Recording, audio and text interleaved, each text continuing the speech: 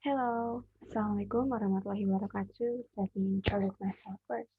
My name is Shafira Armia. I'm from English department, and my major is English literature. I'm from Pasco University. And now I will read my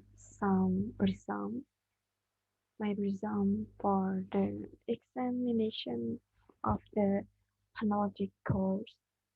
Okay, now let's start to share screen. Mm, Okay. Okay, now I will share screen to you about my resume. resume. Okay, the first resume is for the first material is man and woman consonant. Okay, consonant is the sounds of all languages fall into two classes. There are consonant and vowels. Consonant is produced from vocal tract, which occurs a resistance originating from the lungs, so that the formation of the sound called consonant. For example, pronouncing from the letter the I mean, for example, the pronouns it's like the. So it's something here like there's a pressure like and then as if there is pressure and it is produced in phonetic science the terms of consonant that these consonants and vocals have including the types of sound or speech in written form. Okay, now let's talk about place of articulation. We classify consonants according to where in the vocal extract the airway restriction occurs, called the place of articulation. The movement between the lips and the tongue is like an obstacle blocking the air so that the air is not free. Verbally, it will produce a lot of sound or sound. Okay, let's know the place of the vocal tract for the next resume. Okay, resume. I'm sorry. First is bilabial. It means up and bottom lips, and it, for example, it will produce the alphabet like P, P, P. I'm sorry, P, B, M. It's use our upper and bottom lips like there was a burst of the air. Okay, the second is labiodental, bottom lip and upper teeth. Okay, let's try to say F and V. You can see my mouth. It's like F, F, F, V. You know, it is use our upper teeth and bottom lip. And the third is interdental. Between the upper and lower teeth will produce a sound. For example, is t. You know, it use our between the upper and lower teeth. T. Okay, the fourth is alveolar.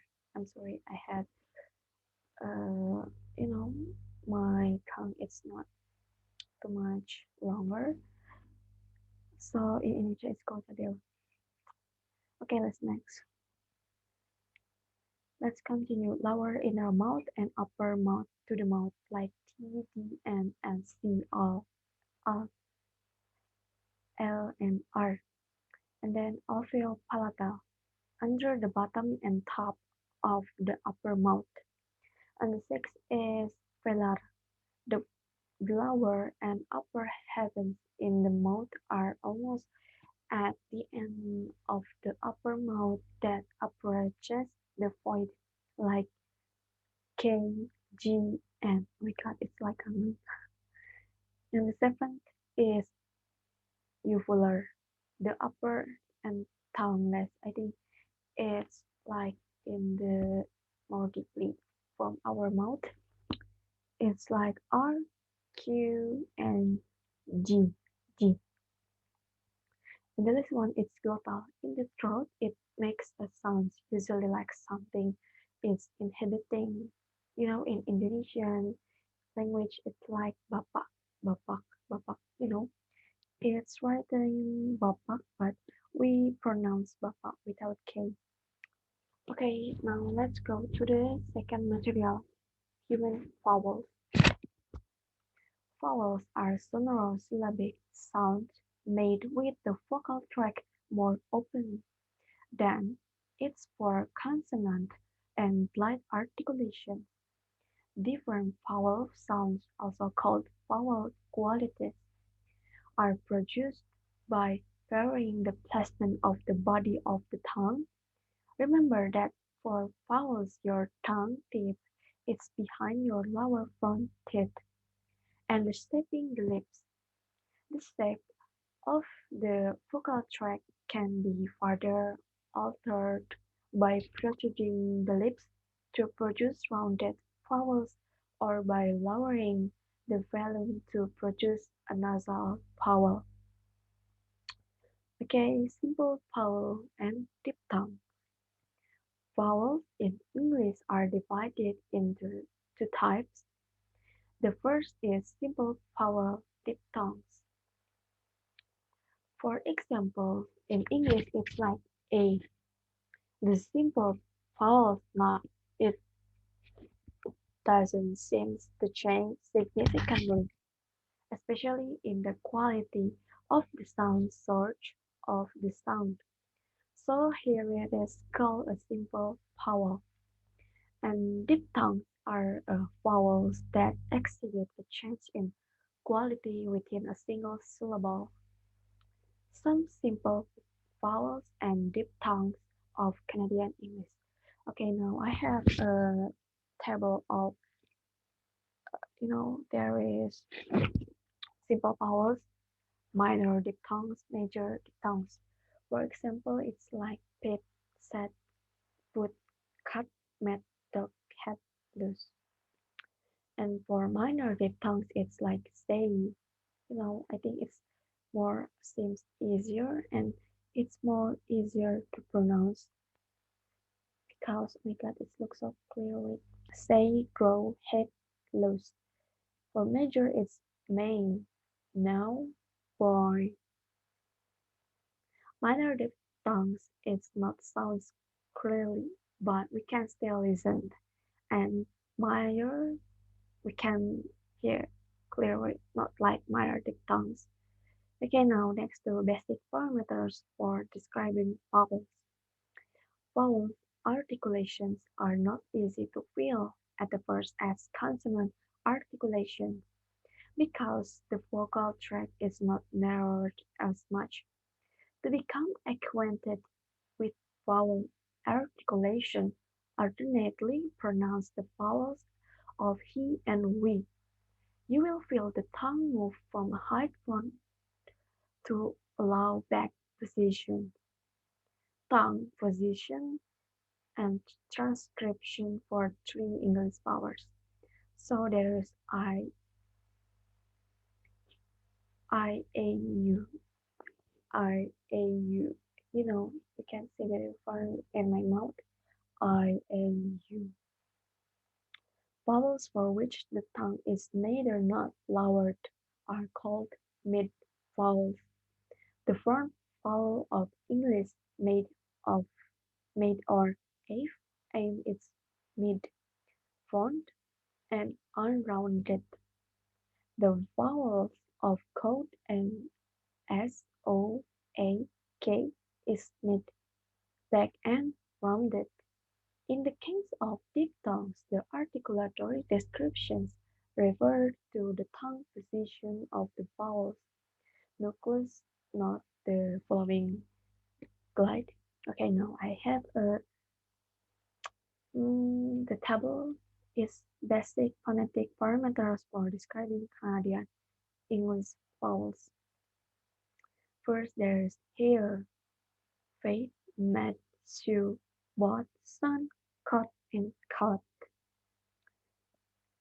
For the cut and cut, you must pronounce it correctly because I think it's like the same because they use low back unrounded.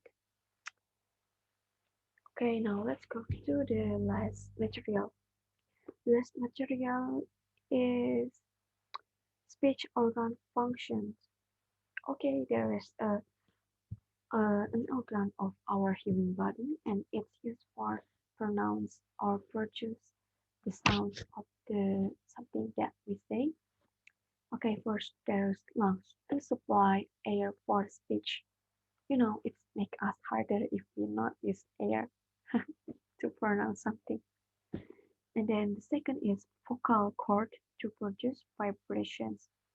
It means air that comes out of the lungs produce vibrations and then the vocal cords vibrate depending on the speech spoken. The third is tongue to articulate tongues and consonant. The fourth is teeth. It means tooth is a source of the articulation from consonant. And the fifth is lips to articulate vowels and consonant. And the last one is nose. Have you ever think, are we use our nose for pronounce something? Oh, of course. Because why? At the first, uh, our organ that I've been written here, there is supply air. You know, nose is used for supply our air before it comes to our lungs. Nose is used to provide nasal resonance during speech.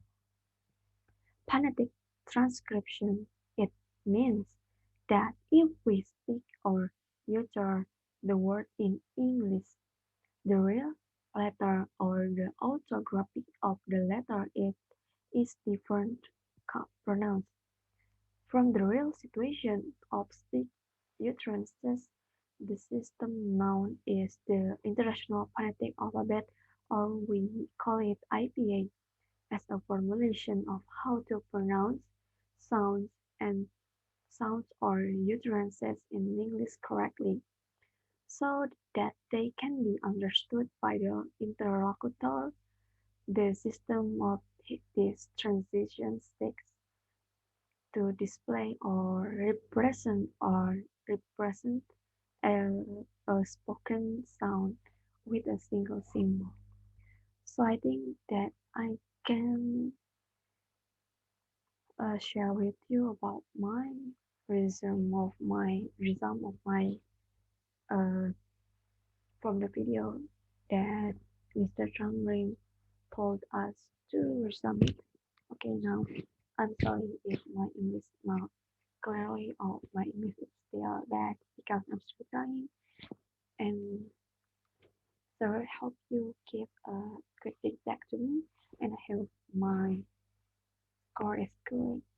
Thank you because you've been listening and bye bye. Assalamualaikum warahmatullahi wabarakatuh.